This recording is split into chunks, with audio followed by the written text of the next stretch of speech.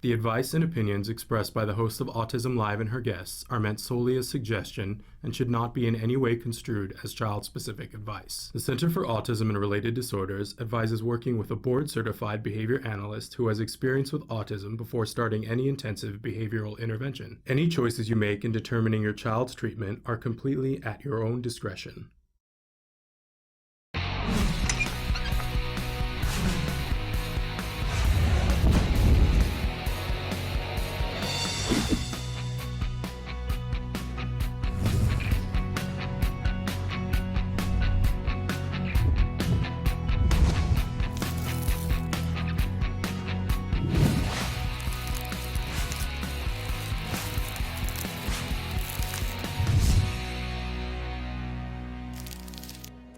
Good morning and welcome to Autism Live. As I speak, my phone is ringing from my nether regions, but we're happy, and whoever it is, I'm just going to have to call you back. I'm busy.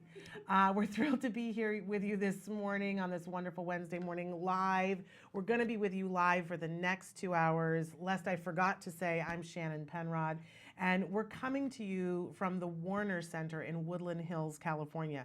This is the home for the Center for Autism and Related Disorders headquarters, and is also the new home for Autism Live. Thrilled to be with you on this Wednesday morning. You know I love a good Wednesday morning because we start the show off with one complete hour with Dr. Doreen Granpeesheh.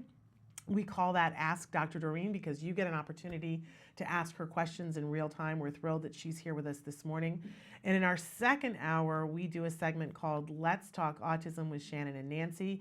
My dear good friend Nancy Allspaw Jackson co-hosts that hour with me, and she will be joining us today, and we're very thrilled to have her back. She is so appreciated, and I'll give her a chance to talk about that, all the condolences that you have sent for her husband, Reed, who passed away a week ago Monday. Nancy's going to be with us today, and our very special guest today is Vince Redmond. He is a licensed marriage and family therapist and a regular on Let's Talk Autism with Shannon and Nancy. Today, Vince is going to be joining us, and we're going to be talking about dealing with change and how difficult it is for our kiddos, but sometimes it's even more difficult for us, the parents. So Vince is going to be giving us some tips on how to deal with change, because change is coming, my friends. Whether you like it or not, change is coming, and sometimes our fear of it prevents us from allowing us to get to the good stuff. So we need to get to the good stuff, and we're going to be talking about that with Vince. Now, I want to remind you that this entire program is meant to be interactive. We hope that you will participate with us. We just love it when you talk with us. I just have to take a second to say how much I have appreciated and loved all the emails that you guys have sent in the last week, asking questions and telling us how much our support has meant to you, and we want you to feel that. And if you haven't taken advantage of that yet, you need to. So Kelby's going to show you some of the different ways that you can participate, some of the different ways that you can ask a question, make a comment, ask for a segment to be covered. If there's something that you're not seeing here, you can make suggestions. While Kelby shows you all of that, I want to remind you that our homepage is autism-live.com. When you go there, there's a lot to do, but not the least of which is being able to watch our live show from that site. If you happen to tune in at the times that we are live, all you have to do is click on the little triangle on the computer screen and you can be watching the live show. If you tune in at a time when we aren't live, what it'll show you is the most recent episode that we taped. If you want to go back further than that, there is an icon up in the upper left-hand corner. It looks like a memo. It's the playlist icon. You can watch on our homepage the most recent 100 shows that we have done. If you want to go further back in the archives, and there are over, I believe it's over 3,000 videos now, you can find all of those. They're available for free on our YouTube channel, which you can also watch us live on the YouTube channel, but you can also find those episodes as free downloads on iTunes. They are available on the Roku channel, and we are also on Stitcher. All of it is free. It's available to you, and you can ask questions about old episodes, but just make sure that you reference what the question is about and maybe even the episode that you're asking a question about. So I don't just say, he said this. I have no idea. Let me know. All right. It is time, though, my friends. Very excited this morning for Ask Dr. Doreen. Dr. Doreen Grand-Pichet is the Dr. Doreen is an expert in autism. Doreen Grand-Pichet. Dr. Grand-Pichet. Dr. Doreen Grand-Pichet. Dr. Doreen Grand-Pichet is a visionary in the field of autism. Now you can ask her questions on Ask Dr. Doreen. Welcome to Ask Dr. Doreen. We're thrilled to have Dr. Doreen Grand-Pichet here with us. She is, I believe, the preeminent expert in our time, in any time, having to do with autism. And she's been working in this field for multiple decades with individuals all over the spectrum, all ages, all abilities. And I love to remind her and all of you that not only is she an expert in this field, but she's also a visionary in this field that paves the way for all of us to get. You know, I said in the beginning, change is coming, my friends. It's already here in some respects, and more change is coming. And I think that you are the person that sees it way before it's coming. You see the trends, you know what's happening, you're in the meetings so that you're hearing things that I think a lot of other people aren't, and you help us to get ready. Which is an amazing gift that you give to all of us. Thank you very much. This hour where you answer people's questions is an amazing gift. Thank you so much. It's a pleasure. It's always lovely to be here and speak with you and answer questions. And It's a thrill for us. It's fun. I do need to remind everybody, though, that in this format, there is no expert who can give individual specific advice. So when you ask a question, and do ask a question on the live feature, all you have to do is go to our homepage, put your cursor in the box that says your question, you just type, you hit enter, and it shows up here so that I can tell Dr. Grand-Pichet what your question is. Make sure you're as specific as possible, but understand that she can't give you a doctor's advice for that individual. That's right. What she can do is give you a whole lot of information. It's like getting to take a tour of her brain and go through all the files in her brain to get the information that you need to ask more questions, go to an expert, and get that individual specific advice that you need. It's really a great thing. thank you so much. We'll do our best to help. Well, your best is amazing, I gotta say. So I want to start with a question here. Hi, Dr. Doreen. Thank you for emphasizing the quantity and quality of ABA, because this is a very relevant thing nowadays. I would like to know, for the best outcome, does the comprehension level of the child matter, or does it matter if we have strong reinforcers? Or does it not matter if we have strong reinforcers? Oh, excuse Yeah. me. I'm so glad you No, can sorry. read and I can't. No. Sorry. I think what they're asking here is that, is it just all about reinforcement? Yes. And this is a really incredibly important question, and also shows the depth of understanding of the viewer who asked this, because ABA, behavioral intervention as a whole, is just about reinforcers. And the original kind of sort of the example that was used to explain when behavioral psychology was beginning to develop, the original examples were the black box, which basically meant that an individual, a human being, is like a black box, and we don't know what's inside that box, but we can certainly affect that box by changing the antecedents and consequences around the things around that box. And so pure behaviorists still believe that. For me, it's a little bit different. I feel, I mean, I'm also a psychologist, so to me, I think that there's an ongoing interaction between comprehension and reinforcement. There's an ongoing interaction between the environment and the organism itself. And I think that it's, if you have a strong reinforcer that modifies behavior, that modification does have an impact on cognitive functions. And vice versa. Cognitive functions, the way we think about things, influence how we react to the reinforcers around us. So for me, there's a continuous cycle there. An example would be that some people, for instance, and there's a biochemical aspect to this as well. It's not just all human learning. For instance, the same thing that could be considered a reinforcer for one person might be considered a complete punishment for someone else. Absolutely. What was I watching recently? Some movie that was all about extreme active thrill seekers, and I was thinking people who go mountain climbing or with these flight suits on and all this sort of stuff. To me, that would be complete punishment, and not just because of like the fear, but simply because like I would get sick from all that movement and motion. And so well, you know what I always cite? I hate Angry Birds. Okay, there you go. To me, there it's you torture, go. and Yeah. so many people find that Love it. and I can't stand it. It makes me anxious. Absolutely, I feel the same way about like Pac-Man. Although I'm kind of addicted to it too, but at the same time.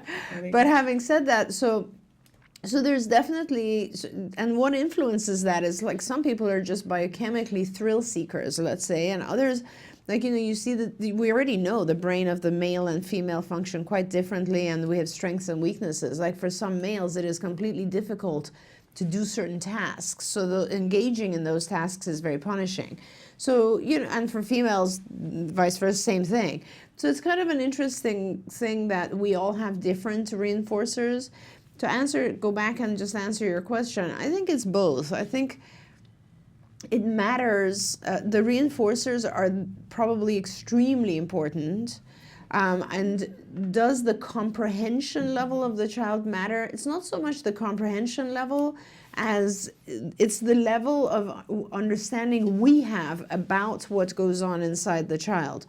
So it's kind of like if you're aware of what are the meaningful things to children, or to that particular child, like how does this child see the world? How do they receive these reinforcers? Making sure that when we identify, yesterday I was having a conversation with Dr. Daniel Oakley, one of our psychologists here, and he said something, or was it him or was it somebody I was having a conversation with said something about how, no, it couldn't have been him. It was someone else, but it was about the function of behavior. And someone said, I wonder often with very extremely severely autistic individuals if when someone identifies the function of a behavior, if it's correct.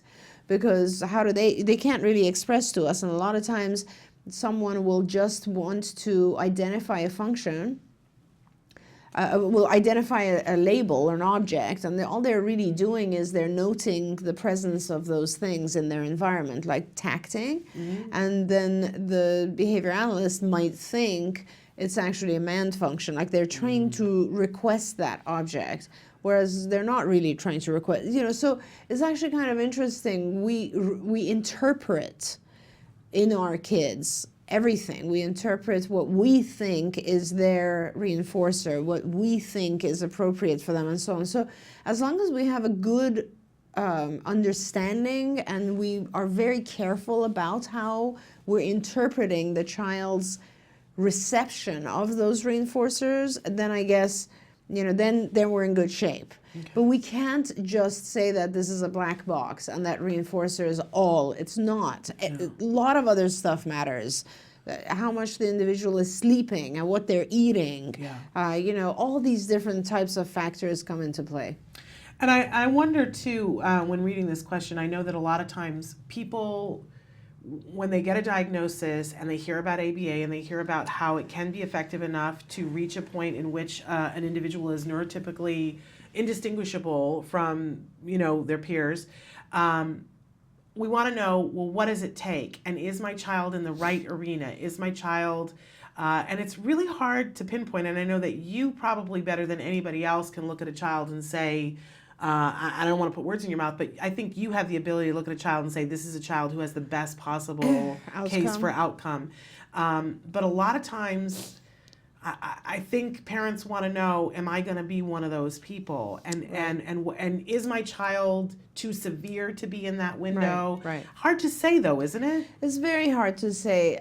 A lot of factors change over time. A lot of external factors cause a change in the child. So a lot of things, you hear the variables that have something to do with outcome. For instance, your child might come across initially as not understanding, comprehending anything.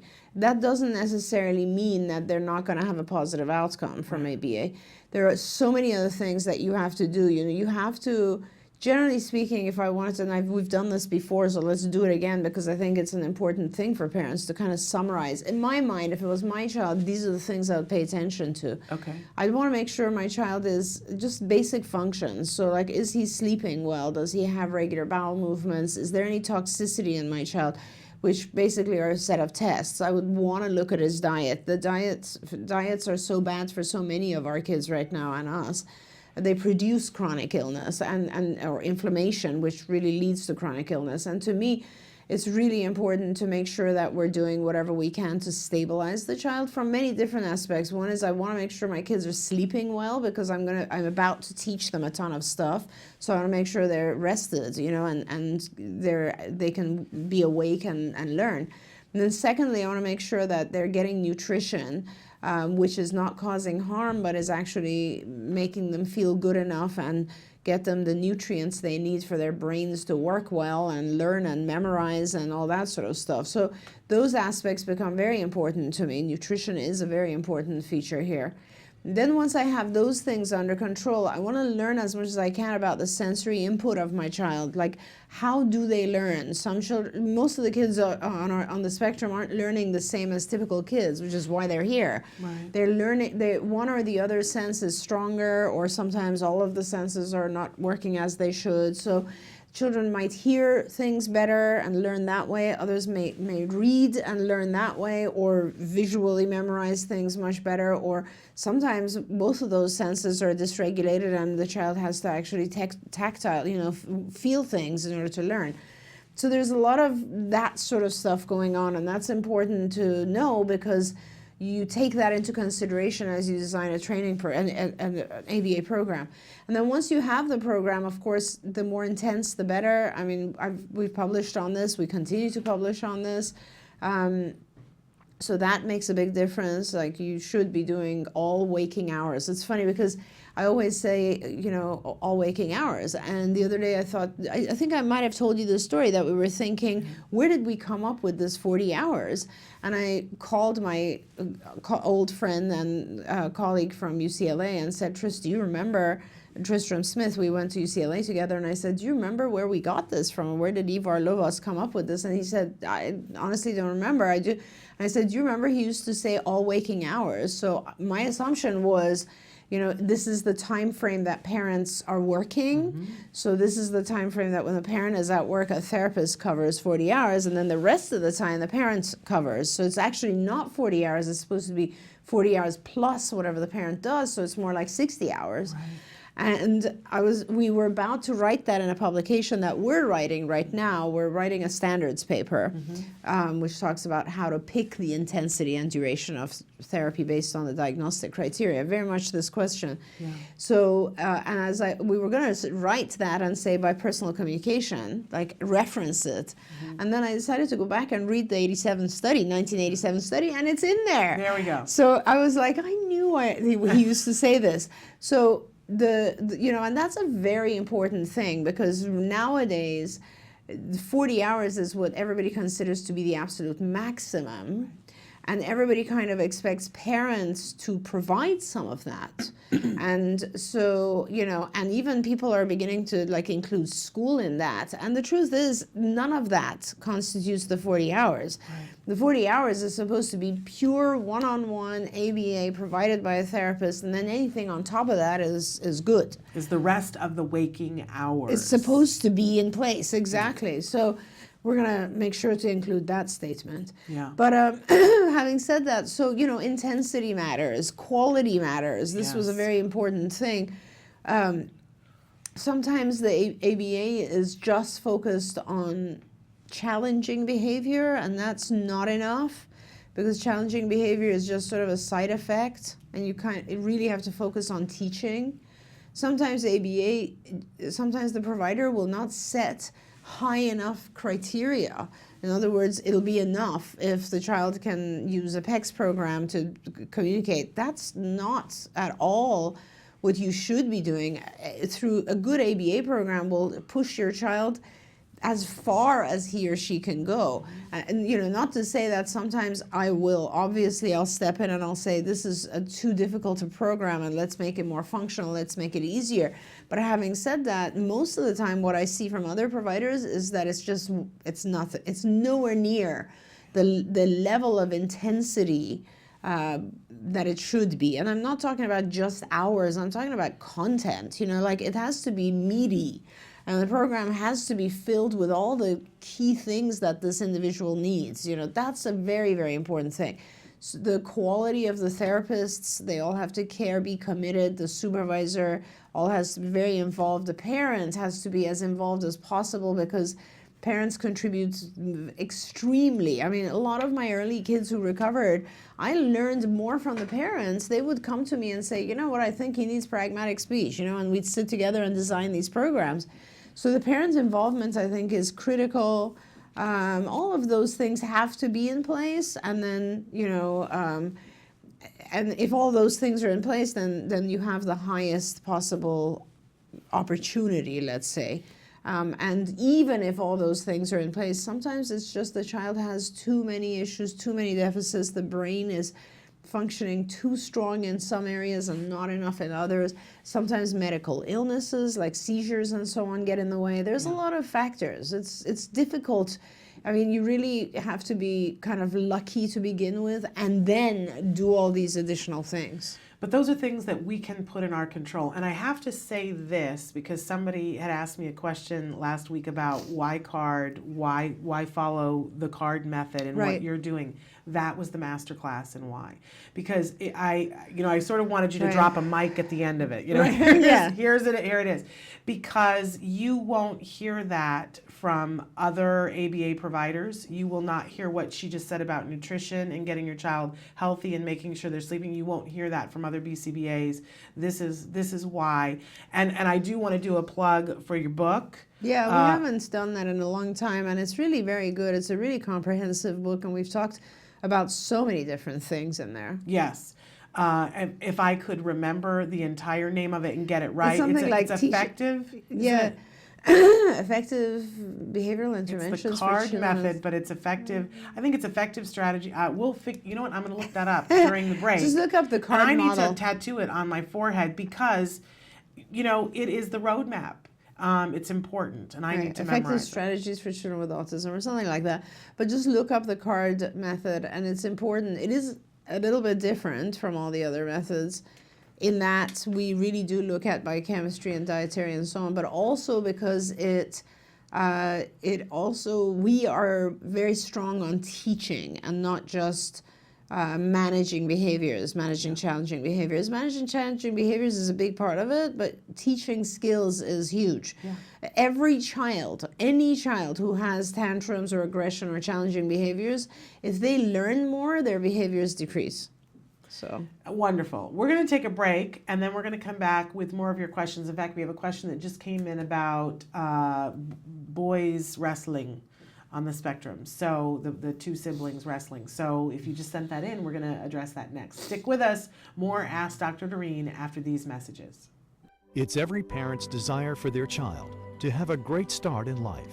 Yet there is a condition affecting more children's lives than pediatric cancer, diabetes, and AIDS combined. Autism strikes 1 in every 150 children. Today, 1 in 110 kids in the U.S. will be diagnosed with autism. That is a huge jump from 30 years ago when it was 1 in 30,000. Startling new report finds the number of children with autism is skyrocketing. The Centers for Disease Control estimates 1 in 68 children has a form of autism. Now that's a 30% increase in just 2 years.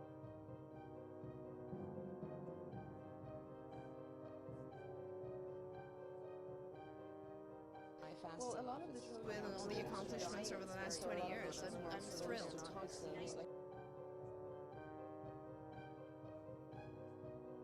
I think what kept me was the feeling that, you know, I would have a parent come to my office late at night at UCLA and just fall apart. And this is a long time ago, and there were much less back then in terms of services and knowledge and so on.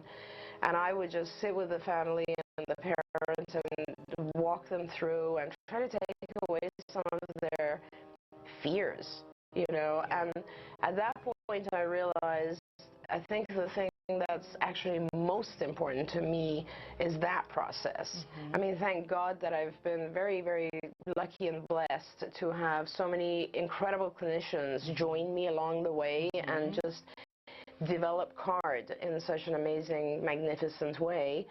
That I could, you know, for me, it was more really about how can I help the families? What can I do for the moms, the dads, you know? It is just, and I feel like, you know, there's no way I would ever really know because I haven't had my own child go through this, but I've experienced it with people a lot of times. Hi, this is Megan. I'm in first grade all by myself. My teachers are so fabulous. I like to read books. I like to go to my friends' birthday parties.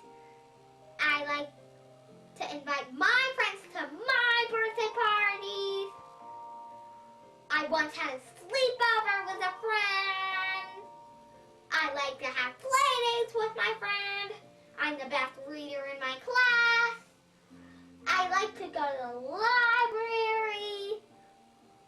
I like to read different series of books. And here's how I learned to do all these things. By my card friends and Dr. Grant Pichet. Thank you, card friends and Dr. Grant Pichet.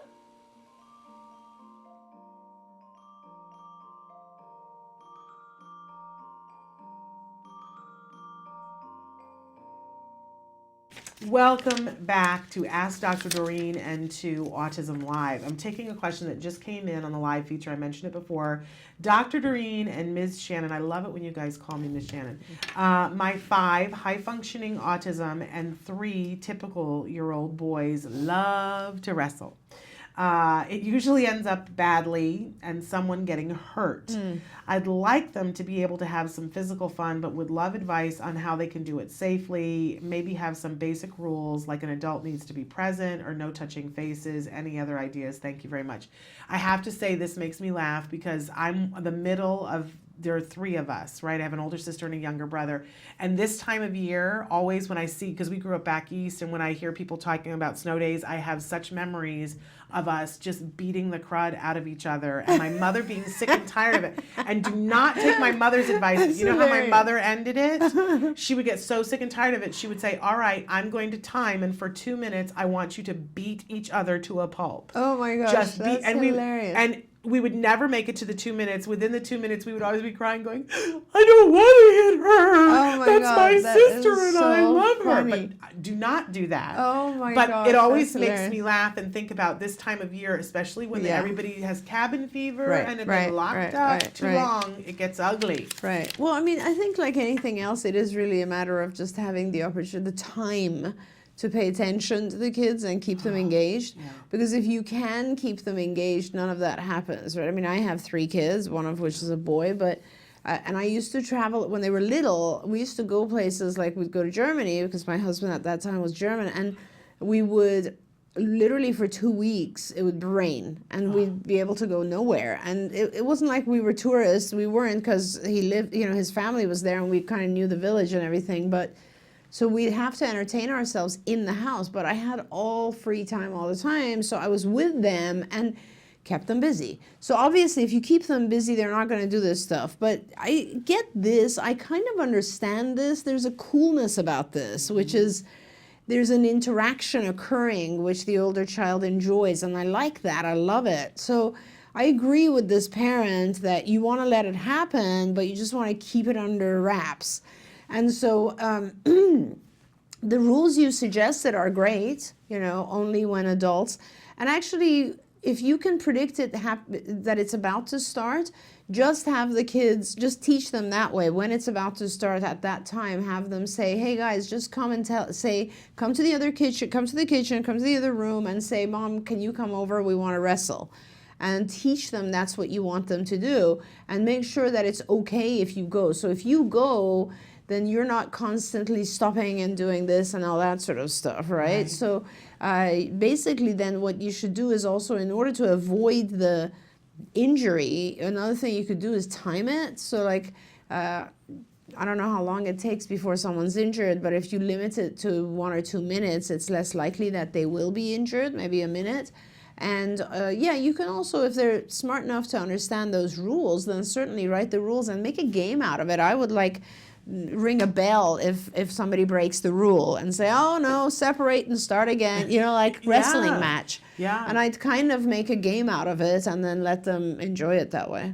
You know what? A card event sometime I want to do. As you're talking, I was thinking about this. They have two different things. They have those sumo wrestler costumes that you can put on that are air inflated. Yeah, and then you I try have to wrestle. one. Really?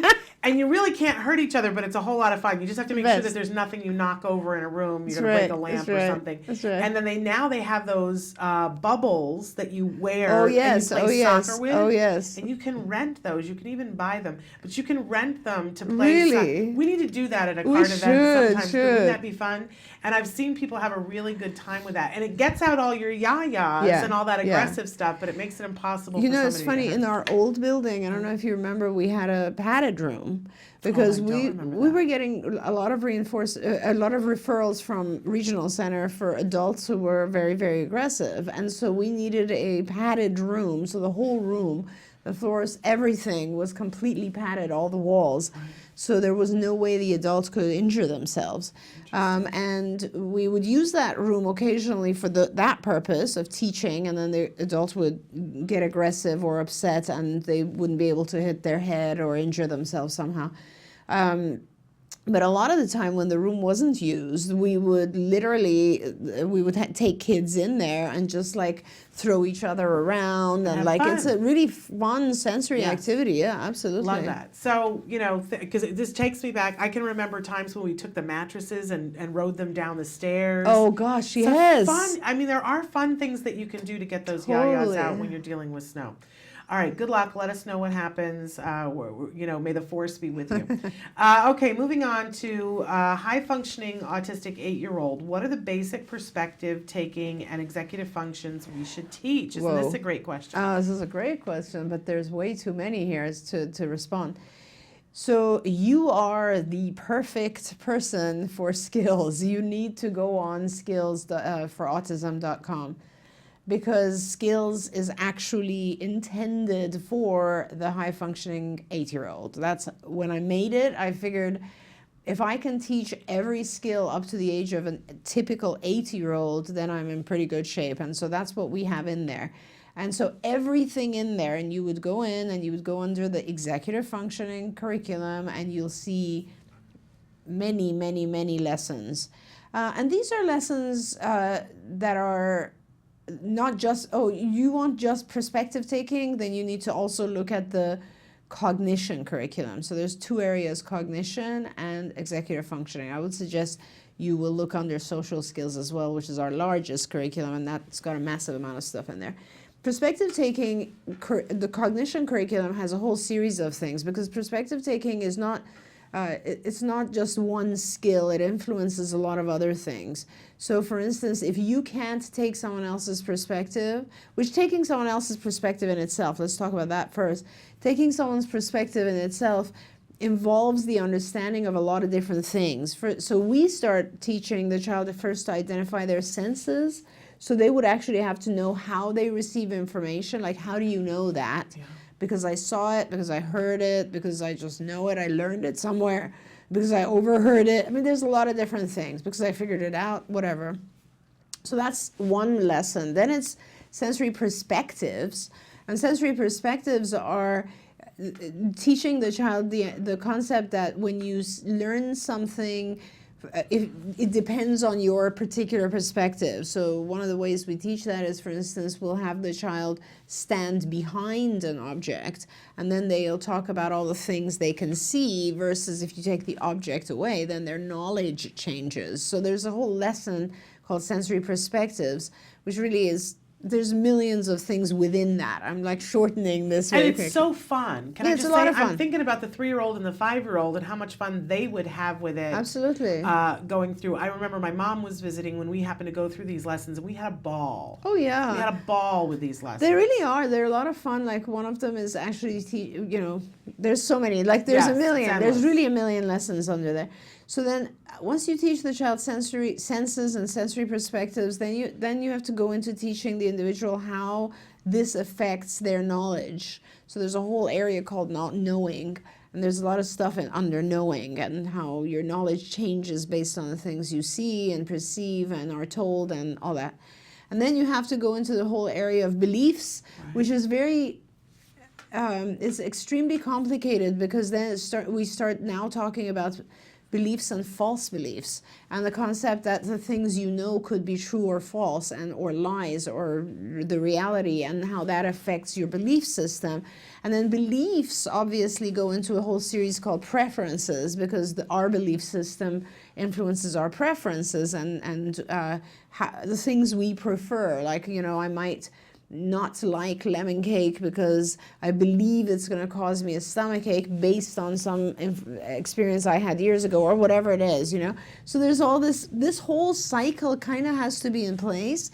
Once that's in place, then we can talk about perspectives, because now you can start talking about like how different people have different perspectives, different beliefs, different preferences, and so on and so forth.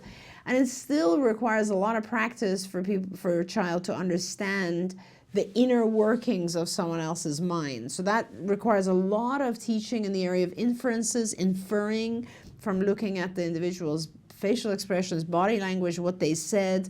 I always love that video we have of one of our therapists teaching actually Logan, where they're trying to teach Logan to look at the facial expression and sounds in order to identify what this person wants. And, so the therapist is like taking a lollipop and licking it and then saying, ew, ew, and then taking salad dressing, which used to be something that would make Logan gag, right, and drinking it a little bit and saying, yum.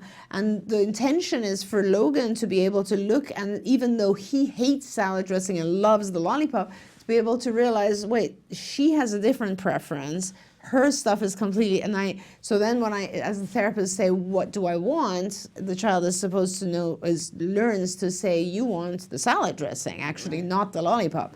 And that's kind of those are the types of things we do with our kids to teach them, hey, I could want something completely different. My perspective is completely different than yours.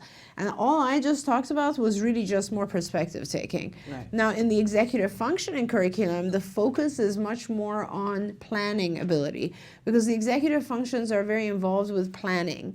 So there's a ton of lessons that have to do with how we learn to plan. So we do task planning, we do social planning.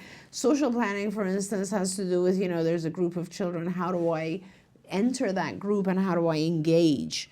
So that's quite a bit of work there. And then we teach our kids a lot of lessons about breaking down various tasks and making them much smaller so that they can manage. Then within all the executive function stuff, there's a lot of also emotional regulation. There's a lot of there's so many different aspects to what we teach. So instead of me just kind of listing them here, I'm not even touching the surface for you. You really should go on skills.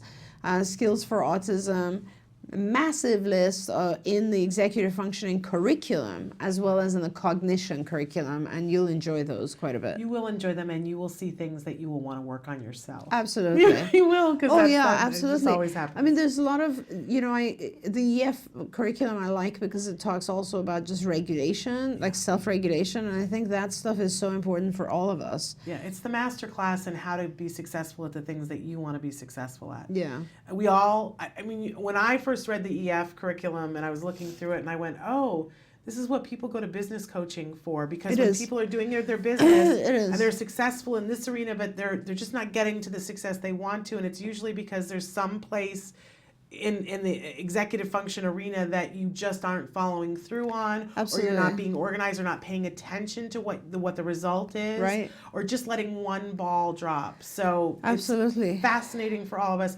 I wish that every junior high school student had to go through the skills for the EF curriculum. We would have more successful high school students, and we would Yes. have more successful college students and happier people. So true. And every time I review it, I just think like, oh yeah, this is a great, I forgot this goal setting, like how to set goals, how to work towards goals, how to break them down, how to write about them. I mean, and in so many ways, like now I keep remembering different lessons within the EF. It's even basic skills are affected by both of these deficits. Like, when you don't have the ability to have perspective taking, you really don't understand jokes. Yeah. You don't understand other people possibly lying.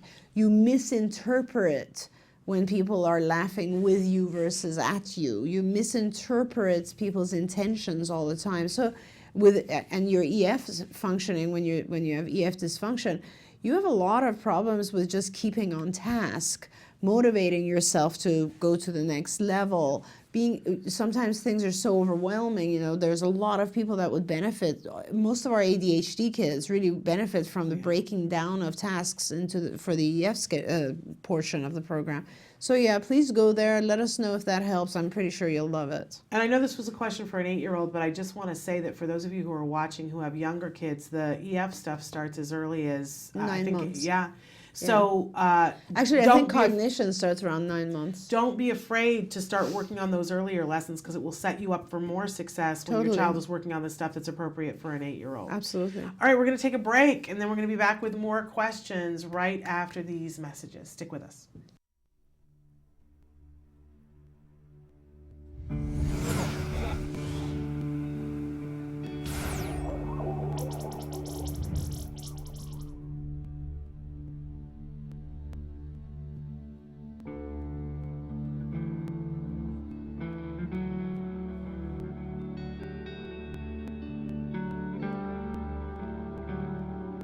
Our twins, Justin and Jessica, were premature babies, so we always were very conscientious of their development. But I think it was probably 15 months, Justin started getting really obsessive compulsive with opening and closing doors. And Justin started tantruming a lot too. Get out!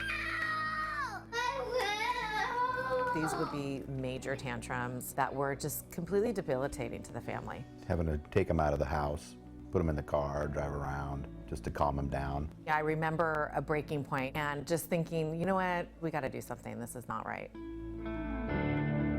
Once we were on the track to getting a diagnosis for autism, we started sharing that with our close friends and family.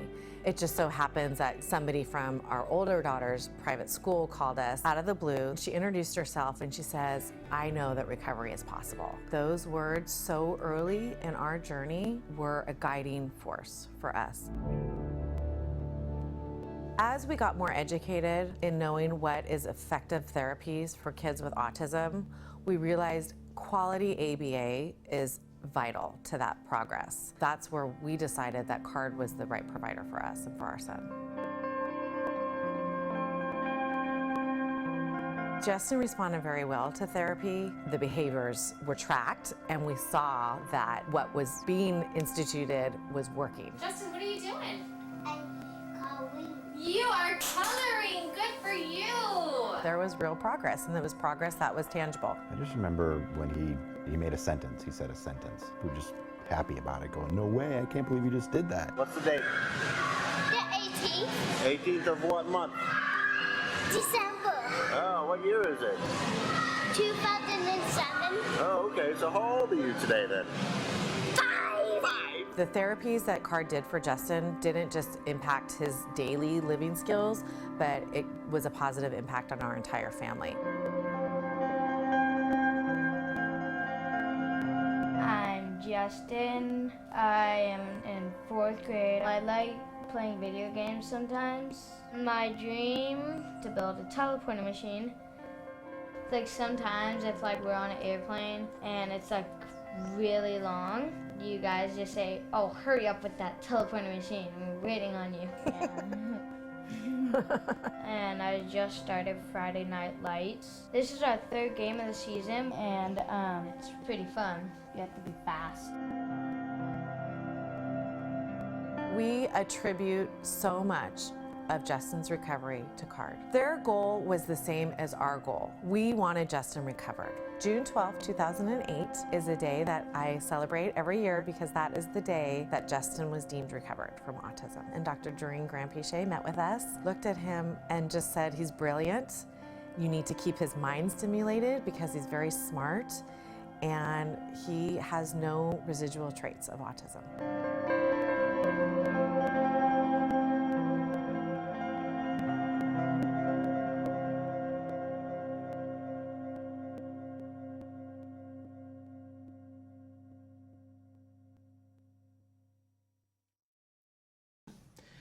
Welcome back to Ask Dr. Doreen and to Autism Live. And I'm going to start to cough in a second. I'm just warning everybody. Anyway, let's move on with the questions. What can we do to make people with autism want to get involved socially and to no longer feel lonely? You know, there's so many questions we're not going to get to today. No, we're not going to get to it. So, okay, first of all, I don't know that they feel lonely. Like, I'm not sure we interpret that. We project a lot of how we feel on individuals with autism, and I'm not sure that's right. It's the same thing like with, you know, moms and sons. Like, sometimes I go home and I'll call out to Sonny and say, hey, what are you doing? And he's like, on homework or whatever. And like, so he'll be, you know, he'll go to school, do homework, and then get on Call of Duty or something with his friends for like hours. And I think to myself, what a lonely life. Like, how is he not socializing with human beings? And the truth is, he does a lot of that too. He socializes with us a lot too, and he's perfectly happy. And so sometimes I don't know if, you see, socializing is, it's actually kind of a funny thing. So let's do this together. So why do we enjoy socializing? What do you think is the reason that we as human beings enjoy talking to each other and socializing and sharing? Well, I think for me, there's an element of fun to it that I don't know what's going to happen. I don't know what somebody else is going to say. They add something that I didn't think about that makes me learn and makes me think about things another way. And often that's fun to me, and there's an element of funny to that to me. Perfect. That's a great reason. And I think maybe someone else, I mean, if we really go very deep into it and analyze it, there's a lot of, we receive these little intricate reinforcers through socialization. One of them could be this, obviously, it's a tangible. I'm gaining knowledge. I'm gaining something. That's a tangible function. Another function could be just attention. I'm receiving attention from someone else, and that's kind of reinforcing to me, because who doesn't feel good about other people attending to them, admiring them, thinking how funny they are, thinking how cool they are, how witty they are. Oh, what a smart thing. So all of that kind of stuff is what we're seeking in social behavior, right? We're seeking all of those types of things, and we're avoiding, that's the escape function, we're avoiding being alone, which, you know, for some reason is feared in humanity, whereas actually being alone is probably an amazing, it is one of the most amazing experiences. We all do, we do. Yes, we do. I have alone time. Honest to God, like Tuesdays Tuesdays my kids are out with their dad, and so Greg and I get an opportunity to be alone. And we always have we call it date night, but like sometimes on Tuesdays there's a hockey game on, Kings. And Greg's like, come on, let's watch it together. I'm like, no, you please go watch it. Like, I so love being alone. Like, honestly. It's a thing to be, you know, it's just desired. And why is that? It's actually interesting. Why do we crave being alone as moms? Because we never are. So we're deprived of a certain level of loneliness. And then on the other hand, if you're too lonely, you like crave any kind of social contact because you feel isolated and alone and all that sort of stuff. So what I'm saying is, I'm not sure our kids go through all that.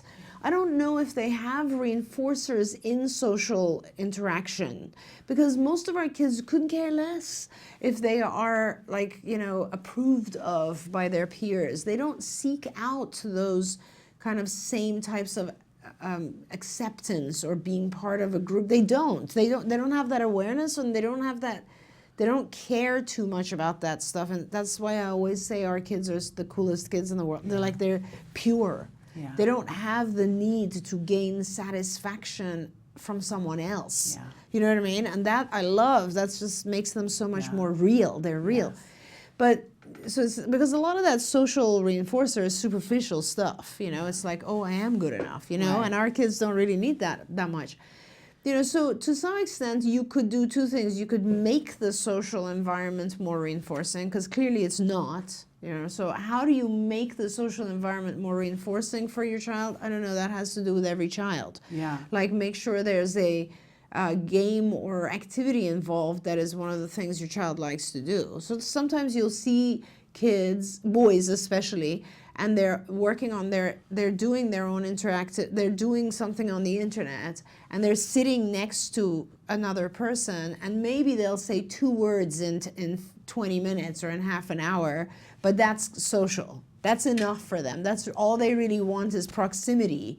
Whereas with girls, you have massive verbal interaction going on. It's a very different social atmosphere. Yeah. So you really have to be cognizant of what is enough for your child. Maybe it's sufficient if they engage in their own activity in the presence of others who are also engaging in their own.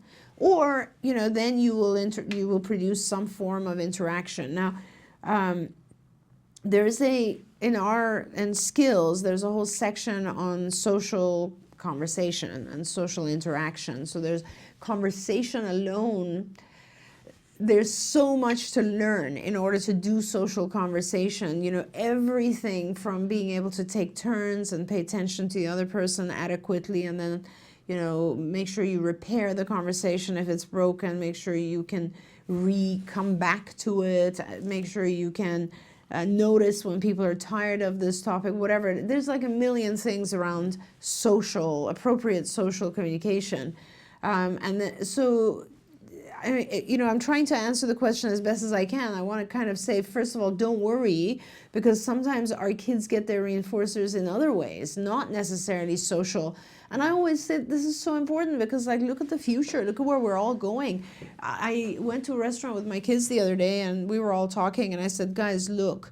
And you look around the restaurant, and I swear to you, 9 out of 10 tables are like this. Yep. So people are not talking as much as they used to. That's just where we're going. Yeah. Not to say they're not socializing, because they might be socializing with their friends. So technology has changed how we socialize. And I think it's really, really important that we take that into consideration as we teach our kids. So on the one hand, not to worry about it too much. On the other hand, make sure you find things that are more interesting to the child, bring those into the social environment.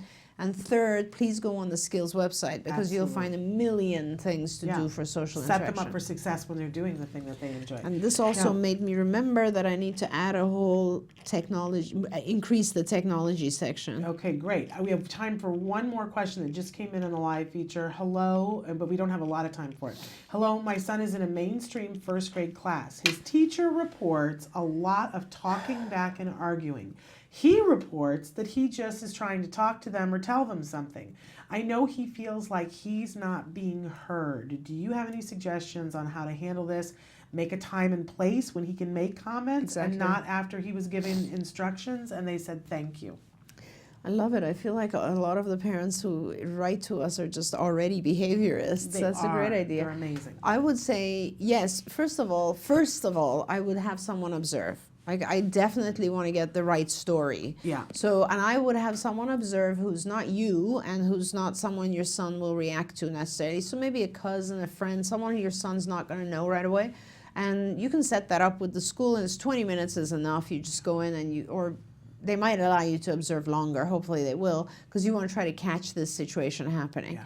And then, you know, you'll see. So you'll determine what's fair. And then secondly, yes, you could easily have your child be allowed to interact. Find out if it's the timing of the interaction that's bothersome to the teacher, or if it's the fact that the child actually, that he just has questions. Yeah. Because sometimes if it's the timing, then certainly you can restrict it and say, oh, you can discuss this later, and you can teach him that. If it's the content, the unfortunate truth is that probably, I don't know, most teachers don't want to hear it. It's just that simple. They don't want to hear it. And kids are taught to be somewhat submissive in a classroom environment. And I think that's where you're going. And I think what might be more helpful is if this is a teacher who just doesn't want to deal with it, then you might produce a notebook for your child where he writes his argument, and then what's appropriate in the argument, you can work with him and say, these are the things you can go back and say to the teacher, and these are the things we just don't say because this is a teacher, and A, she doesn't have time to deal with all this, or B, it's just not polite to talk to a teacher that way, and that sort of thing. We talked the other day about teaching our kids to do Cornell notes, which teaches that there's a whole column that's just for writing the questions. Now I know first grade is a little bit early, you're right, but he can make a totally picture helps. or something. It occupies his time while he's doing it. And I want to say this too, just to add on to what you were saying. My son has a very heightened sense of justice. If he sees something, whether it has to do with him or not, he wants to report it. Like and he wants to have a whole conversation. And teachers don't like that. They want to shut that down. They're like, they're both at fault, and my son is like, no, you don't know what happened.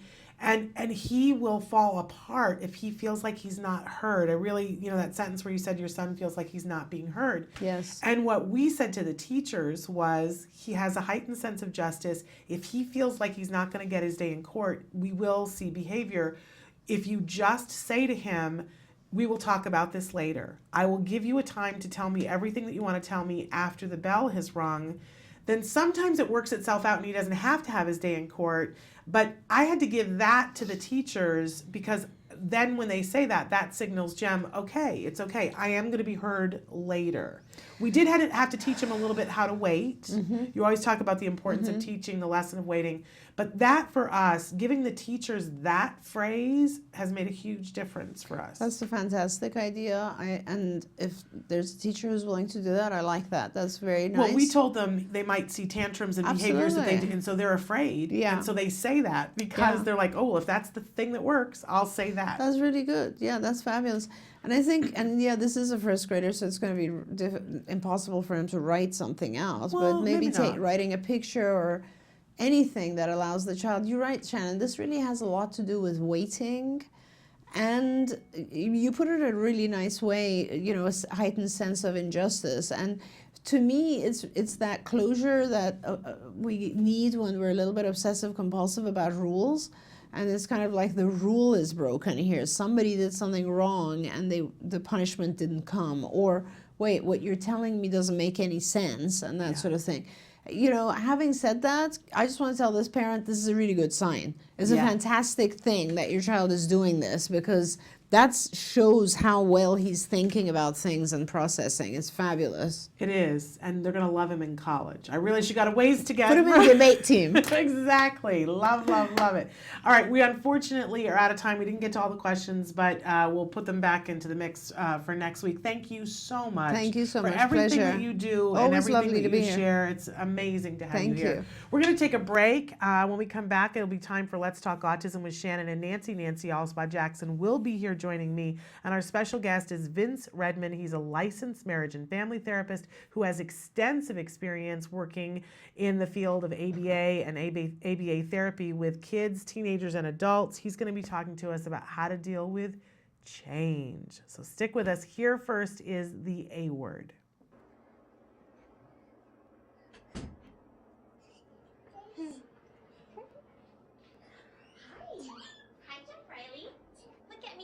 Good looking, buddy. I brought some toys to play with today. Is that cool? Okay, you want to play? Say, Therapy, that one-on-one, when kids have been in an environment where no one understands them, and then you finally put them in an environment where they understand all the consequences of where they see, if they did something that was supposed to be done, they get reinforced for it. Say, Yeah, there we go. Good job. For the first time, kids like him start to understand kind of interaction because it's made very clear in therapy. We'll start just like all therapy, which is we start with compliance. Do this. Good job. It's your turn. Really working on getting him to listen to us, listen to a few directions like stand up or come here. This is come here. All right, bud? Hey, try by yourself, okay? Come here.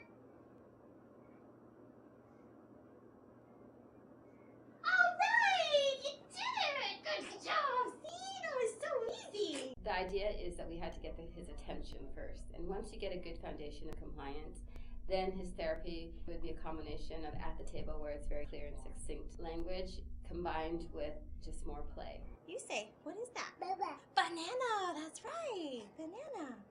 What else do you see? Carrots. Good talking. Then we look at language, making sure that he can make his desired requests and needs met, getting him to figure out that, hey, I'm learning these words and these words are actually useful. It teaches them the idea of communication and not using another person as a tool. Okay, sure. Here you go. And then also what's important to the family. You know, what behaviors or what areas of focus do they need help with? One goal, I don't know how we're going to get there, but one of the things I've noticed that's different about him is I'll see a 2-year-old in one of our little restaurants that we can take him, and the kid just feeds himself lunch. Now Jack feeds himself pancakes, he feeds himself applesauce, but most everything else we have to feed him, and I'm really looking forward to the day where he just eats. Okay, so that's banana by a spoon. He likes the taste of banana, he doesn't mind the texture in his mouth, but when you get the visual into it, he gets very upset. So it just strikes me that it's all behavior. He's playing defensive ball right now. And there was banana in that yogurt too, so he eats it every day. And he gets so upset, so offended. I think a lot of his issues with eating have developed into behavioral issues. I think he may have had texture issues, and I think he probably still has a lot of sensory issues, but I think a lot of it now is habit. I think for Jack Riley, he was very tactile defensive in his mouth. He just doesn't like the feeling of it. And then it moves into a routine. It moves into the rigidity of autism where they only want to eat certain things. They like what is familiar and they like to do the same things over and over. And I think the fact that he's not eating food where he really has to chew, that's going to affect his oral motor development, which will affect his language and how clear he is. Getting some of that muscle development going in his face and his mouth, because you're going to have to use a lot of those muscles to be able to make sounds and make words.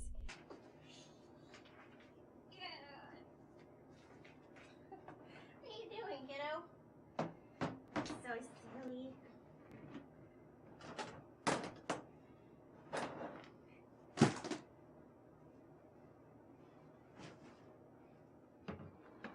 It is Thursday night, day 2 of our official ABA services have kicked in, and we are getting ready for bed. We run our energies off at night before bedtime. After the intensity of ABA, it's shocking that he has any energy. We think he'll sleep very well tonight. They're definitely pushing him to say sounds and do things he's not used to doing. He had a few meltdowns, and he did okay. He's gonna be so smart. Bye-bye. Bye-bye.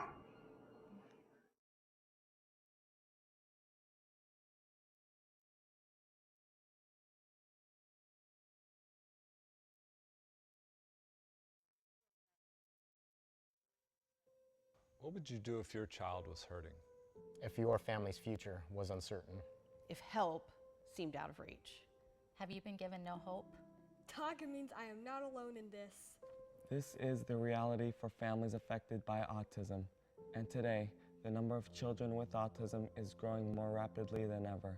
Taka unites these families and ensures that they do not have to fight this battle alone.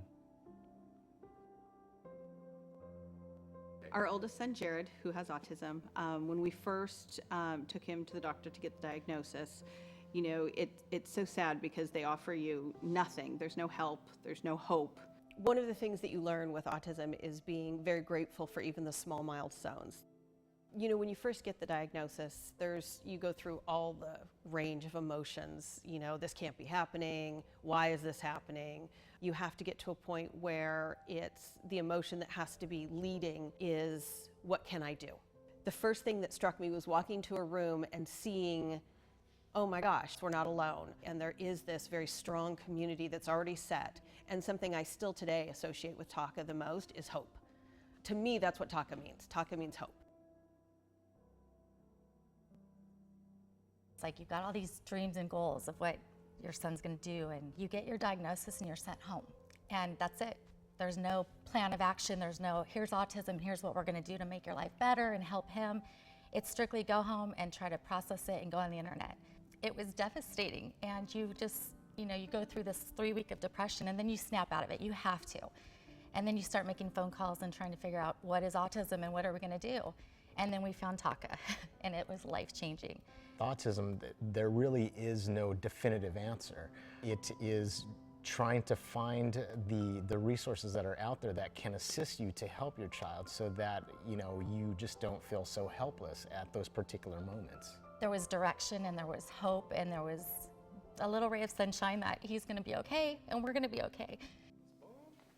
I always look back and think we would never be where we are. Carson wouldn't be where he is at without TACA.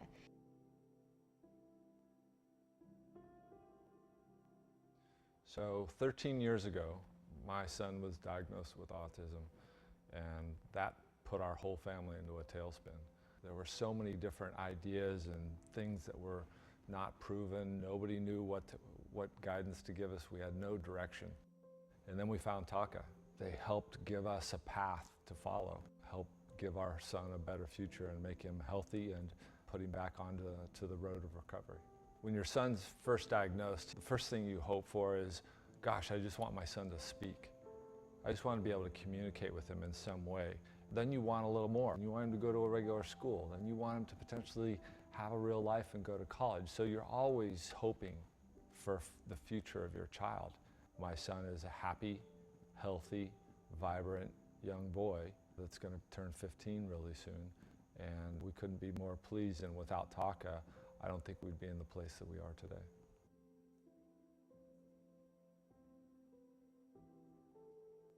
We believe the future is not defined for many affected by autism. There is hope and direction for these kids and their families. TACA is dedicated to providing community, support, education, and hope to families affected by autism. At TACA? At TACA. At TACA, We are families with autism helping. Helping. Helping families. helping families with autism. Hi, my name is Matt. I am 19 years old, and I was diagnosed with autism when I was 6 years old. Autism is one of the fastest growing developmental disabilities in the United States, but I am living proof that with the right treatment, hope is possible. My future is not limited. Today, I am attending Fullerton Community College, and I run for the cross-country team for fun with my friends. It makes me feel proud when I think about my progress. Chances are you know someone affected by autism. Show them they are not alone, and help others get on the road to recovery. Contribute to Talk About Curing Autism today.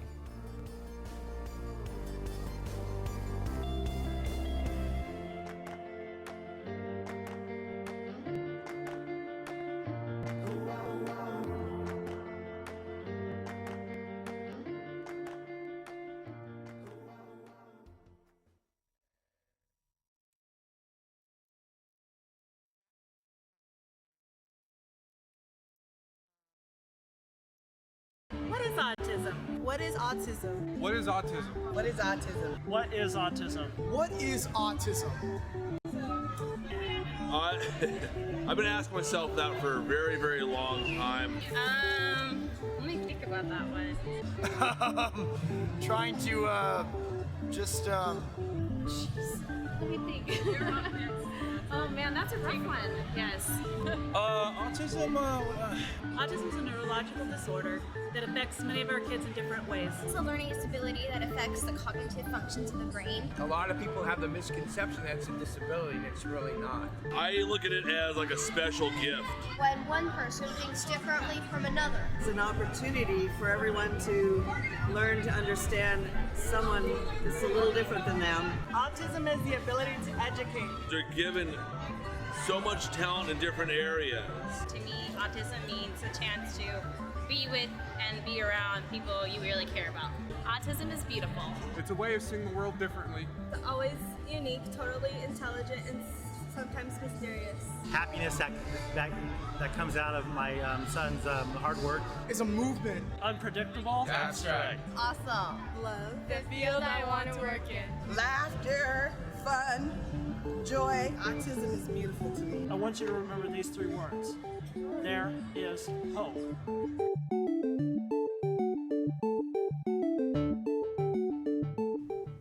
Welcome. Welcome to Let's Talk Autism with Shannon and Nancy. Shannon, I'm happy to be back with you here. We're thrilled to have you back here, and you know how much we love you, and I know that it's been, man, I can't even imagine. Well, you've been through so much of the whole thing with me. Well, and for people just tuning in, I know a lot of you sent condolence messages because Nancy's husband passed away just over a week ago, and can I just say that, you know, and I said a little bit of this on the air last week, that, you know, you think you know somebody and you have so much respect for somebody and you just love them, and then you watch them go through something when the poo is really hitting the fan and your respect grows. So I know I'm going to cry. Your respect, but you are a woman of grace, and I watched as you went through all of that. I was there in that moment and watched, and I was so impressed by you. Thank so you, impressed Shannon. by your strength and your courage, and which is not to say that, you know, it wasn't very emotional. It was.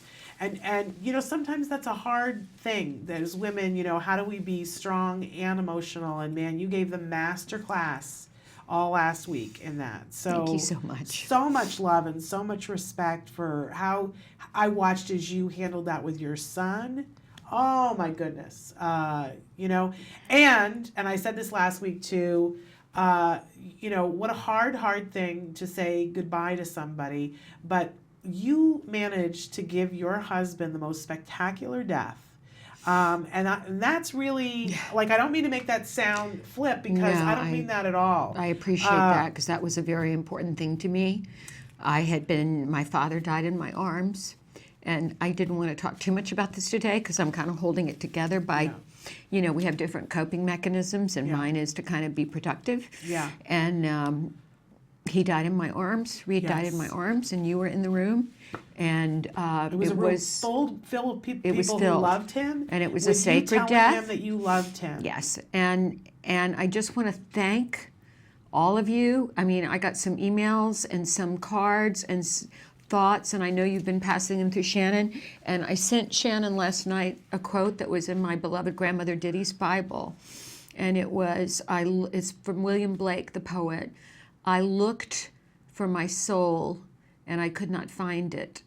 I looked for my God, and he eluded me. I looked for my brother, my friend, and I found all 3. I don't think anything sums it up the way these last, 6 months have been for me since my husband got very, very ill. And the amount of love is where we find God. We find God in each other. And I have been blessed beyond belief.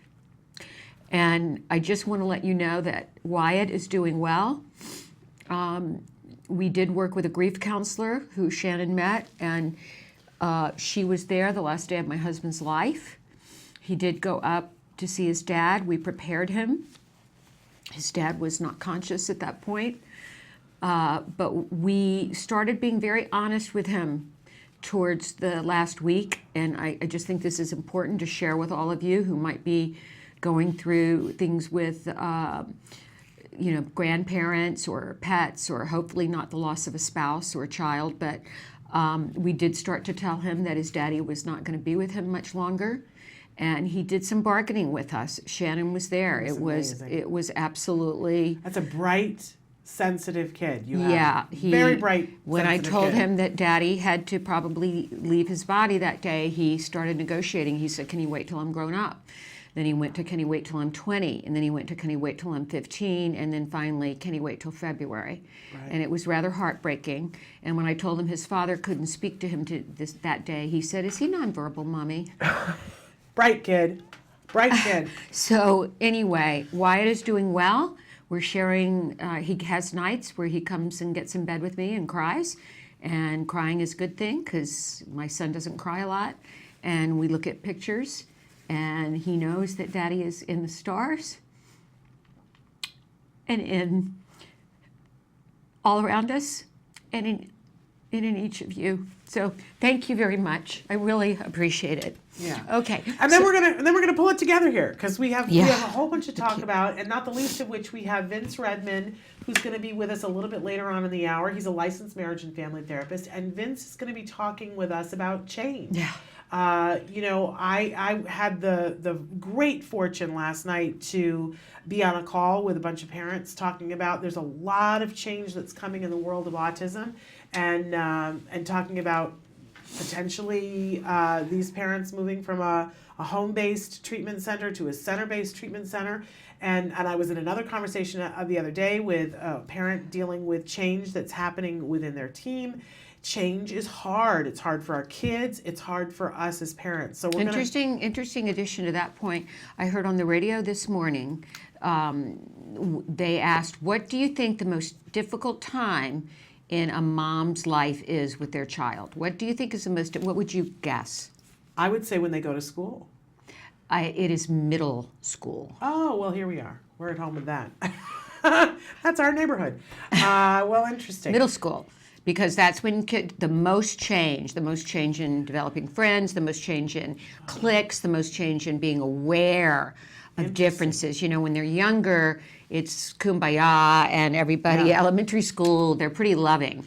And, you know, especially for girls, it gets vicious. Oh, yeah. And boys too, but, you know, our kids on the spectrum, that must be like, you know, quadruple that difficulty because they don't even pick up a lot of them the social cues and anyway, I just found that very interesting. Yes, so we're going to be talking with Vince about that. But first, you know, a lot is going on in the political arena. You think? It's that time, right? And there's a wonderful group that's called the Respectability USA group. And they have sent out a survey to all of the candidates asking them to fill it out, and they gave them a deadline that answer a bunch of questions about where do they stand on policies having to deal with all disabilities. I want to point out that this is not just about autism, right, but about anything having to do with disabilities.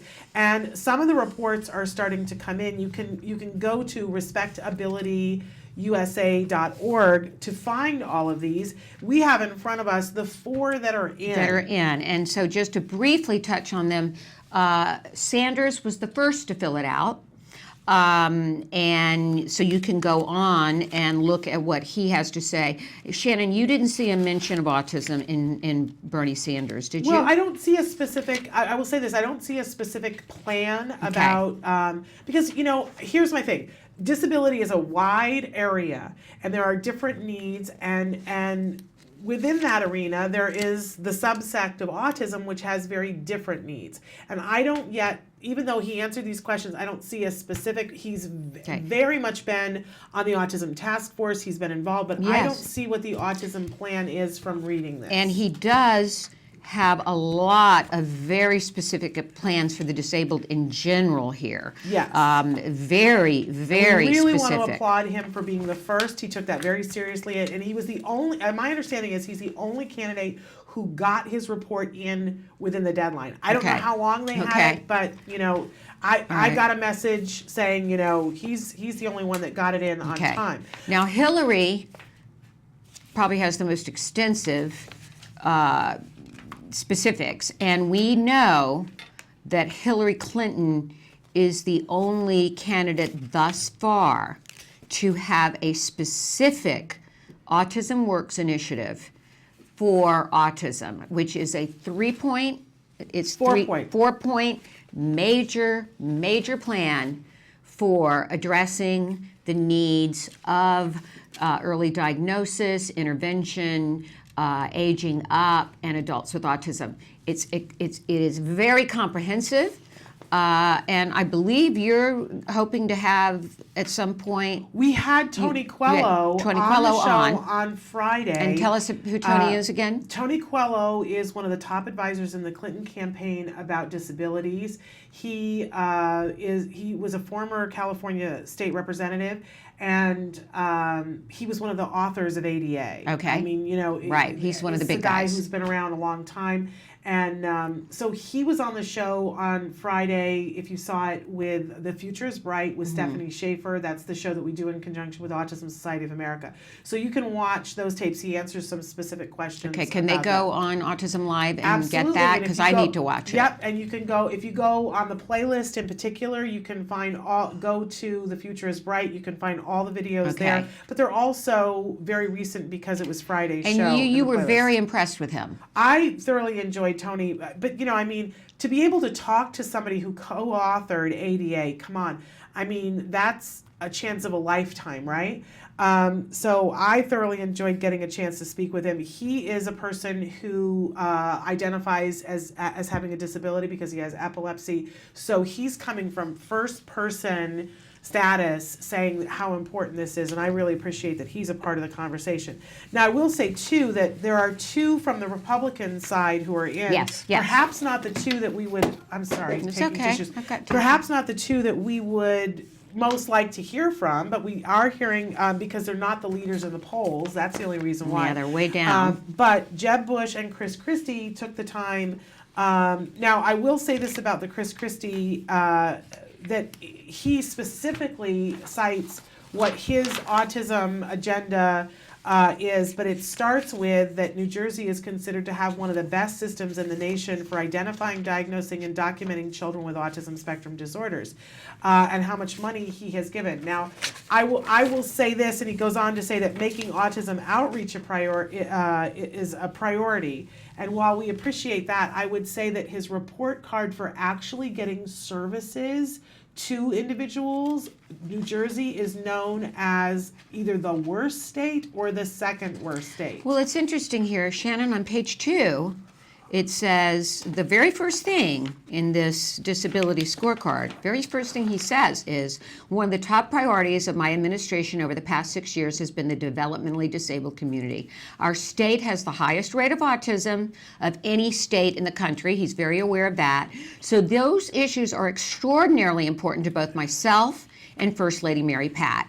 We've been working incredibly hard together not only to have more funding for the developmentally disabled community.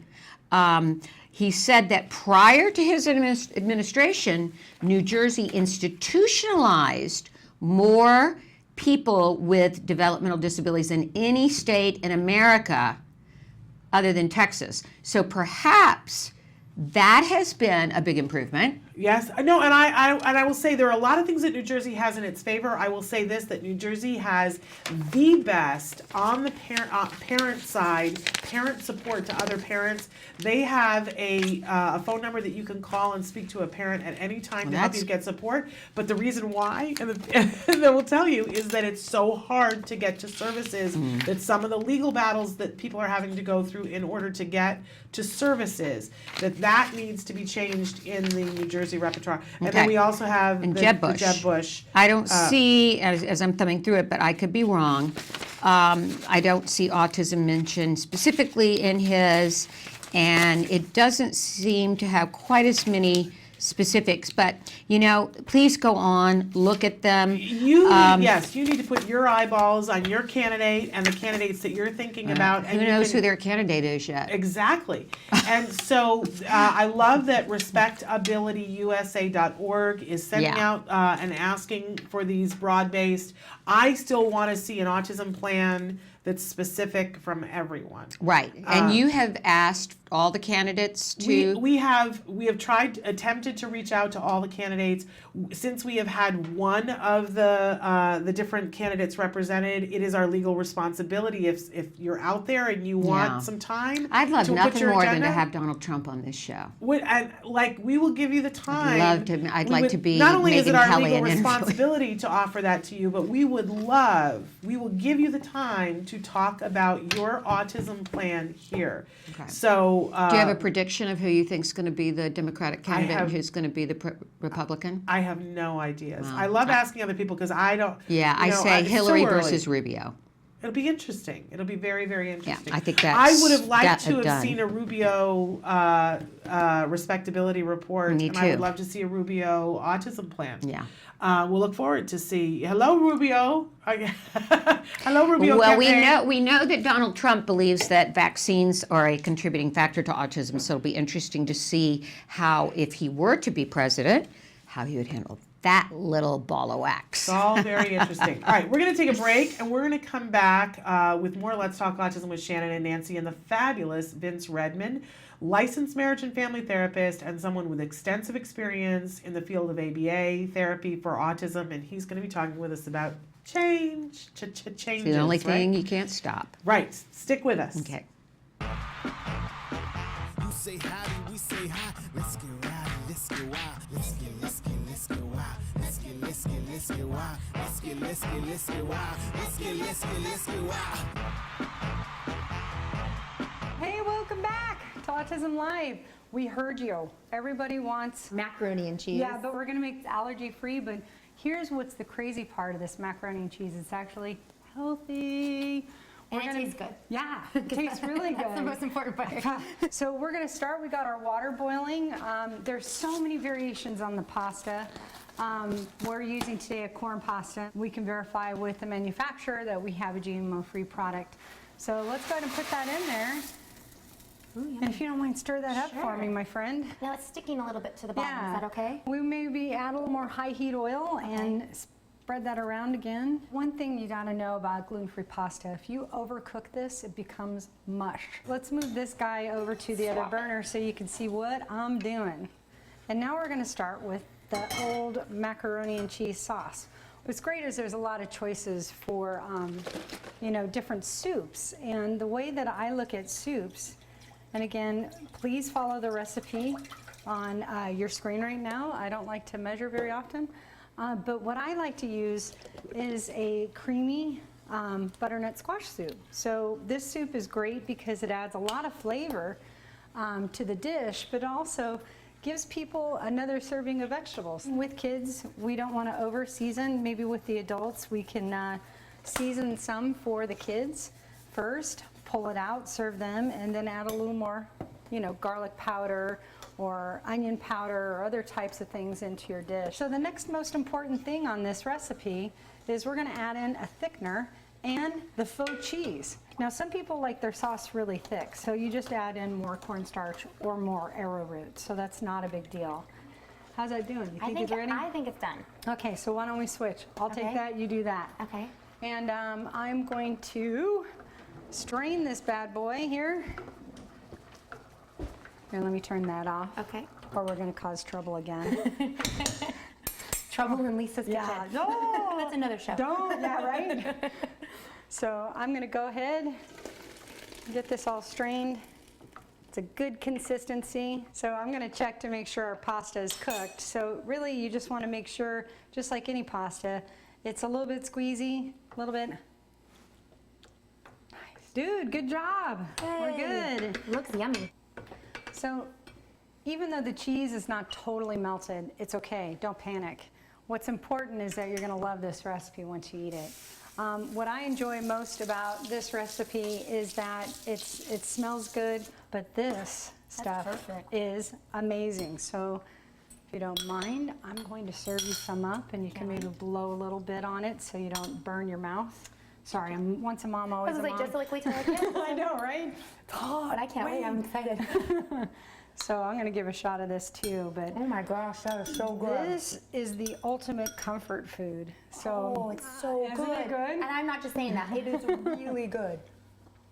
It literally tastes like something our kids would really like, and that sweetness is really, really, really good. So the bonus for us is that when we're serving this to our kids, they're actually getting a full serving of vegetables in this.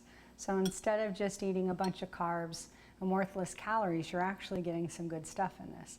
And we'll be back next time. I hope you join us again here on Autism Live. We're really loving the feedback, and if you have additional feedback, here's how you get it to us. You can send it to us via email at autismlive@gmail.com. On Facebook, facebook.com/autismlive. And also there's thousands of recipes waiting for you to discover them with pictures and different things on the TACA website. So you can hit TACA on the web, tacanow.org, and we'll be back. Hopefully we'll get to do this again. I had so much Maybe fun. we'll have a little wine, but you got to join us next time. We'll look forward to seeing you then. Bye guys, we're gonna keep eating. You say howdy, we say hi. Let's get rowdy, let's get wild. Let's get wild.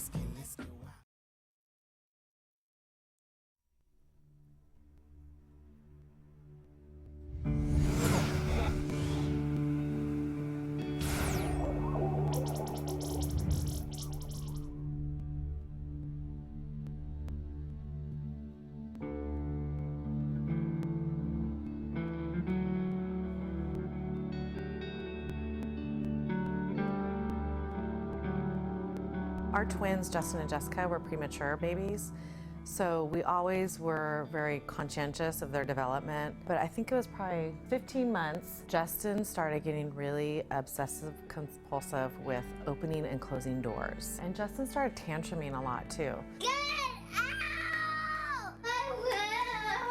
These would be major tantrums that were just completely debilitating to the family. Having to take them out of the house, put them in the car, drive around, just to calm them down. I remember a breaking point and just thinking, you know what, we got to do something. This is not right.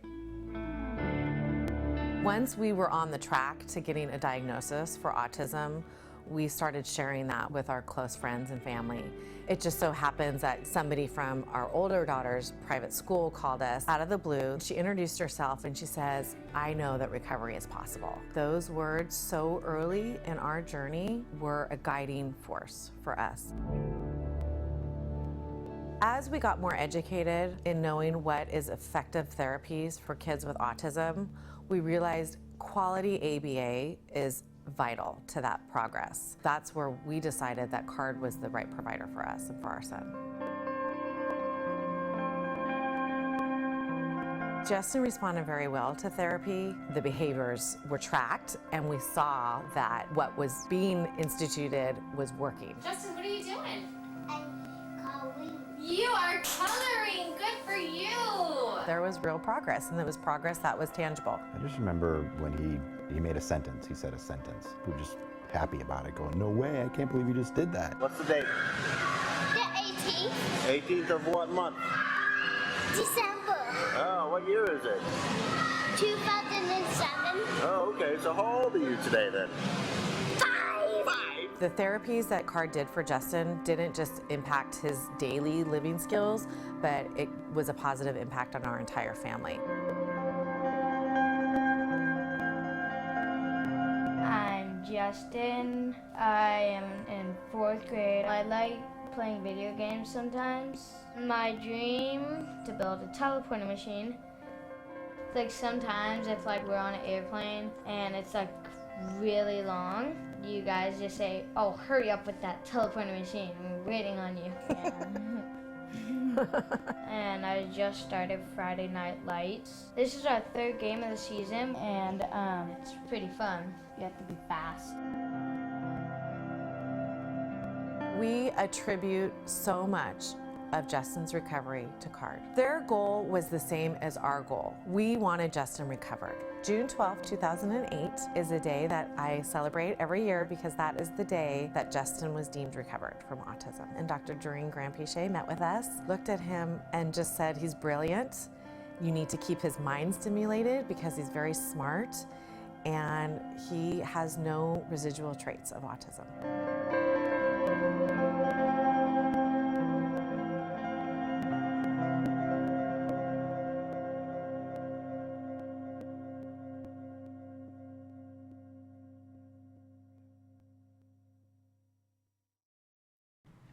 Welcome back to Let's Talk Autism with Shannon and Nancy. Welcome back. Nancy and I are thrilled because Vince Redmond is joining us via Skype. I will say this, despite Kelby's best, and Kelby is like man, MacGyver. he's been running around. He's been running trying to around get because we're having problems with Nancy's IFB. So you and I at home are going to be able to hear what Vince has to say. Vince will be able to hear Nancy, but Nancy will not be able to hear Vince, and so I will be translating. We've done this before on the show. So when I have a question, Vince, I'm going to say to Shannon, will you ask Vince this? And then I'll watch it later because I'm really interested in this topic particularly. And I might summarize, and Vince can tell me if I got this. It'll be like it's like an exercise for me. Can I get the salient points? We have a lesson in that in skills. Okay, so chart. yeah, chart. I will have to start by saying that Vince, we love you, and you're the best of the best. And yes, but he can hear you. He needs to sign to you. I love you. And for people who are just joining us today, want to remind you that Vince Redmond is a licensed marriage and family therapist. But not only is he that, and that's a fabulous thing, and we all need more licensed marriage and family therapists working with families and individuals with autism. But Vince also has a more than 20-year background working with individuals in the field of ABA. And is featured as in 2 different decades in the film Recovered. Mm-hmm. And his wife, Debbie Redmond, is a rock star who volunteers for Act Today on a ongoing basis. I love your wife too, Vince. So can you feel the love, Vince? Feel the love. It's a loving day. It's appropriate. It's February. It's February. It's all about the love. So we're thrilled that we have you here, Vince. And we asked you today if you would talk about change and dealing with change. Because it's come up many times in the last couple of weeks. And I was sharing before that I was on a call last night I was fortunate enough to be on a call with a bunch of parents talking about how things are coming to light. Things are coming to light about center-based systems, and there are going to be a lot of changes happening with autism and within CARD and around the world. Yeah. And parents were having some difficulty dealing with that. So I want to talk about that. But I had the first question. Yes. I had the first question, Vince. And some of us think we know this, but you probably know the ultimate answer. Why is change so hard? Why is it such an issue for children on the autism spectrum? For children on the autism spectrum, or just human beings in general, really, just by nature, we fall into patterns and routines that are comfortable and successful, right? Just as any human being is, we like things that are functional, that get us what we want, that get our needs met, that get our desires met. And when that changes, there's always a sense of anxiety. There's always a sense of that pull back to the status quo, that pull back to what we're familiar with and what has been successful in the past. Now that's amplified, with the children with autism. Children with autism seek out predictability. They don't have the ability to think forward, so they find routines, they find patterns, even if they're dysfunctional to us, or it looks, it's not socially normed to us. If it's functional for them, it gets them what they want, they'll continue to do it over and over. So we see that in all different, developmental areas. They'll repetitively play with the same toy over and over and over again. They'll eat the same food over and over and over again, or they'll do the same, direction to a toy or to a point in the community, and if you very often do it a different way, they get very upset. If you go a different way or use a different route to get there, they get very upset. It's because of that predictability. It's because of that need for sameness. It's because of that need to get their needs and their desires met. So it starts from just a very innate process of us as humans wanting things to be the same, wanting things to be able to be functional for us, and then it's amplified by their inabilities to predict and think ahead. That makes it very anxiety-producing for kids on the spectrum. Well, and oddly enough, I think it's the same thing for parents. Why we resist change because the unpredictability of our it children is scary. Yeah. Being scary. Now, Vince, there's a lot of our kids have what they call comorbid conditions, I guess. And my son is one of those. and I know this is common with children on the spectrum, but is OCD also a part of some of our kids' issues? Yeah, and like you had said, comorbidity is when you have two, diagnoses and two different disorders at the same time. And with OCD, which is an anxiety disorder, many of our kids will have, just a part of the autism symptomatology, right, on the autism spectrum diagnosis, is repetitive play, repetitive behaviors, obsessing on specific qualities or functions of a particular object or toy. But then if it's, it's to the point where it's impeding on their ability to function, impeding on their ability to follow typical routines, impeding on their ability to actually complete normal day-to-day tasks because of these obsessions or these compulsions, then we're looking at again, a comorbid diagnosis of also having OCD. It doesn't mean just because there are some compulsions and repetitive behaviors that a child has OCD. It has to completely, to some extent, break down their daily abilities to function. That's when we would, decide that they would have a comorbid diagnosis of OCD.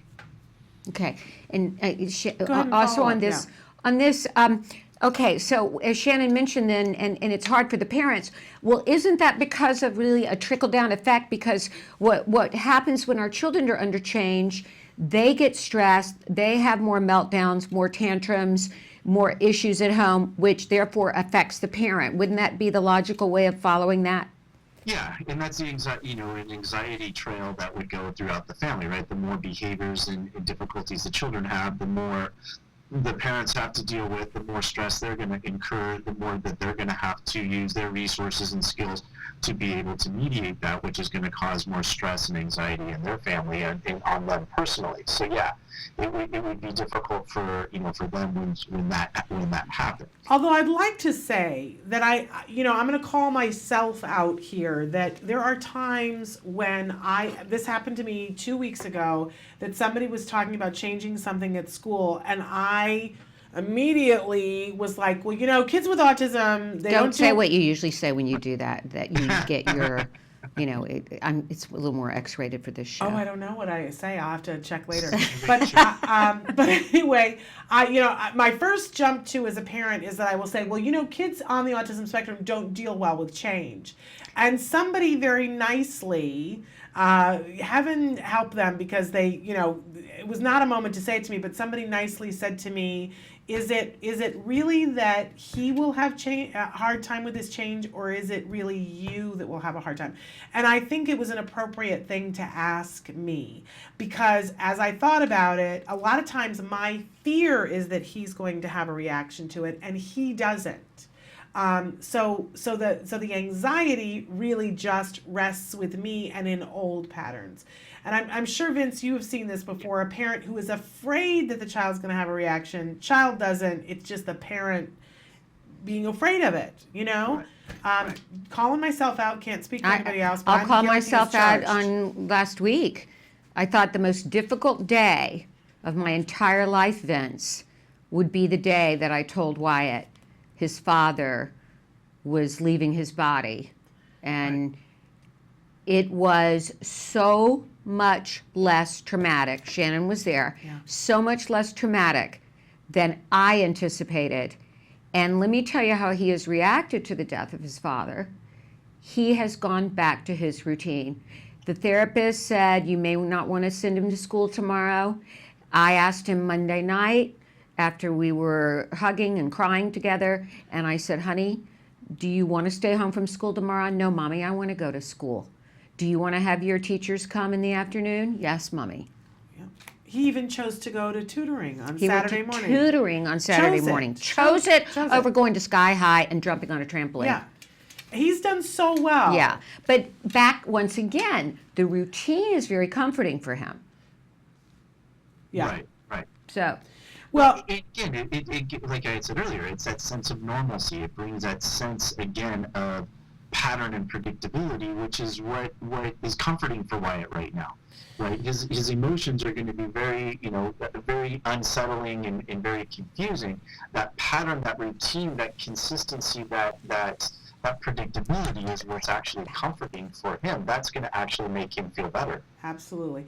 So Vince, we're going to take a short break. When we come back, I want to talk specifically about parents who are making the transition from a home-based therapy model to a center-based model, and those parents that are having some real anxiety over what that's going to be like, the changes it's going to make for their child, the changes it's going to make for the family, and what they can do to help themselves and what we can do to help them to make that transition now that we know that center-based is so much more effective. And really putting that at the centerpiece of it. If it is that much more effective, then we should all be transitioning to it if possible. And how do we make that transition as smooth as possible? And I have some questions, Vince, about how when we do set up systems for our children, when does that change from being a positive to enabling them in their inflexibility? And when is change good, even though it may have a negative reaction? There we go. Yeah, Great. okay. All right, so we're going to take a break, and we're going to be back with more Vince Redmond, licensed marriage and family therapist, on Let's Talk Autism with Shannon and Nancy after these messages.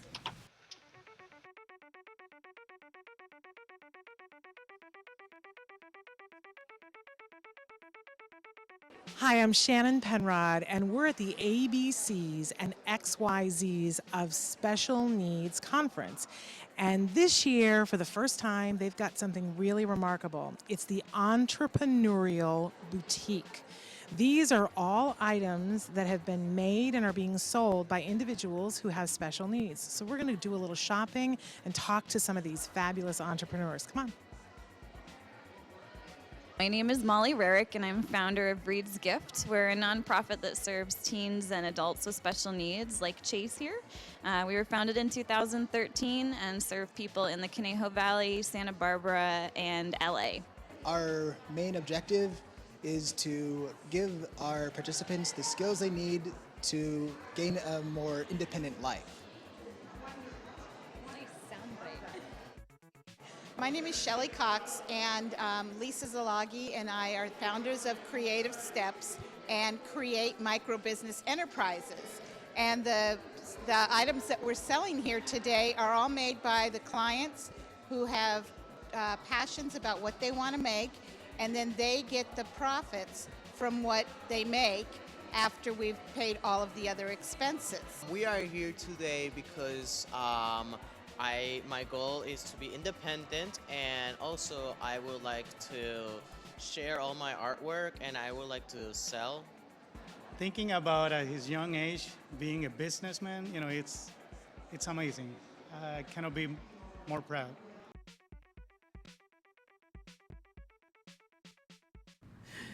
Welcome back to Let's Talk Autism with Shannon and Nancy. Nancy had Vince for a while. And we had then he's intermittent gone. voice, and now he's gone, but maybe he'll come back. We'll Maybe. see. We'll see. Yeah.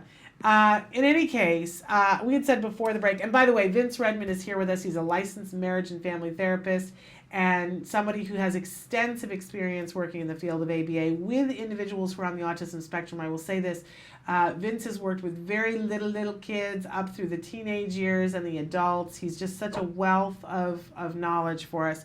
And so we're talking with Vince today about change and how difficult it is. I was saying I happened to be on a call last night with a bunch of parents who are for the first time hearing that the study that we talked about last Thursday with Dr. Dennis Dixon, that home-based services, which has been the model for so long, some centers have been transitioning to a center-based model, and the first big study is showing that center-based is wildly more effective, that between 80 and 85% more is learned. And why in is a that, session. in a nutshell? Oh, well, I mean, they're still figuring out why, but the main thing is that we know it's happening, but there are lots of variables to suggest that this could be why. More socialization because they're the There's more kids? opportunity, there's more socialization, the level of the therapy is better because supervisors are there and giving direct feedback to the therapists.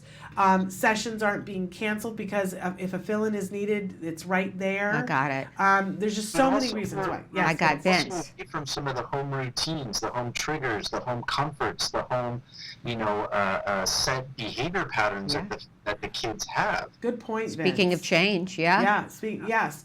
that we've gotten into a rut of doing things a certain way. So now, last night we were talking with a group of parents, and they were voicing some very real anxieties and concerns about my child doesn't do well with change, my life and my routine is going to change. I don't know how to do this, and we were hearing a lot of anxiety. So, do you have any recommendations for those parents of things that they can do for themselves to feel better about making this transition and to deal with the very real anxiety? Right, and again, like I had mentioned earlier, I think there's a natural response to any significant changes in that that are going to be experienced in their treatment plan. And again, it's very understandable and very appropriate, really, that they're going to have some questions, they're going to have concerns and stuff like that. I think the first elixir is education, is making sure that we're talking to the families, we're letting them know why and what, and giving them opportunities to answer their individual questions, giving them opportunities to problem solve any logistic issues that might come up in regards to maybe transportation or other family responsibilities with siblings and drop-offs and pickups and Girl Scouts and soccer practice and all those things. There are a lot of logistic life things that we can work together to work with them on. But on the very core root of it, though, is making sure they understand that there's a reason that we're promoting our center-based services. There's a reason why we are shifting to that being our primary source, at least initially with the kids for their treatment plans. Yeah, I can tell you, sorry to interrupt, Vince, I do hear you at this moment. I can tell you one of the biggest stressors that I bet is the transportation issue and parents' work schedules, because as a parent of a child with autism, you are balls to the walls. Is that excuse? You are guns blazing. You are frantic. You are harried. You're always running late. And the thought of having to drive a child to the center to either pick up your child, get them there, if you're working both parents full time, whatever the case may be, have other kids at home, I think that's probably a big source of stress, Shannon. Well, and what's interesting about that was that had not occurred to me, frankly, but it had already occurred to Dr. Grampiche, and CART is working on a solution to that, so that there could be a third-party transportation that's trusted and trained to bring people to the center. Okay. So that's the biggest stress for me. Now, I'm very lucky in that if I take Wyatt, we're at the Thousand Oaks office here in California. We switched from Woodland Hills, and that was traumatic for us switching centers. But I have to tell you that I can go in because, I work at Act Today and I can use an office there. I can take my computer and I can get work done and I don't have to go back home and go back. But that was stressful to me when I thought that was going to be what I had to do, because I'm thinking, okay, now I got to plan another, 15 minutes to get there, 15 minutes to get home. We're talking another hour of my day gone. Yes, and I know that they're working around that too, providing a space in which parents can stay if they want to stay. These are all big issues for working moms.